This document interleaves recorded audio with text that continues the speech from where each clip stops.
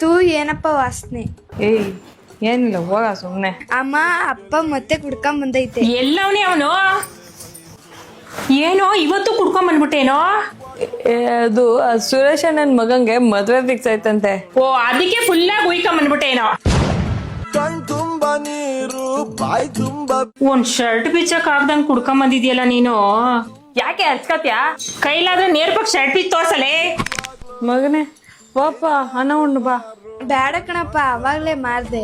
ಅಯ್ಯ ಅಮ್ಮ ಅಪ್ಪನ ಜೊತೆ ಅನ್ನ ಉಣ್ಬೇಡ ಅಂತಂದ್ರೆ ಹೇಳಲ್ಲ.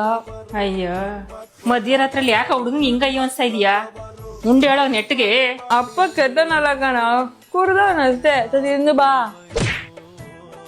ಬಾತ್ರೂಮ್ ಏನೇ ಹಾಕಿ ತೊಳಿದ್ಯಾ? ಇನ್ನೇನ್ ಹಾಕಿ ತೊಳಿತಾರೆ? ಪೆನೆಲ್ ಹಾಕಿ ತೊಳಿತಾರೆ. ಒಂದ್ ತಣ್ಣಗಿತ್ತು.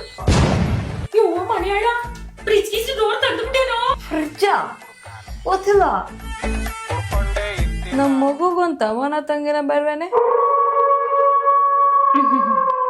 ಹುಟ್ಟಿದ ಒಂದ್ 3 ವರ್ಷಕ್ಕೆ ಹಾಸ್ಪಿಟ್ಲ್ ಖರ್ಚು ಅದು ಇದು ಅಂತ ಒಂದ್ 3 ಲಕ್ಷ ಎಗ್ರಾಯ್ತದೆ. ಮಾಂಟಿಸರಿ ಫೀಸು ವರ್ಷಕ್ಕೆ 1.5 ಲಕ್ಷ. ಆಮೇಲೆ ಇದೆಲ್ಲ ಬೇಕಾ? ಸದಾರಾಮೇನ್ ಆಗ್ತಾಡ್ತಾನೆ.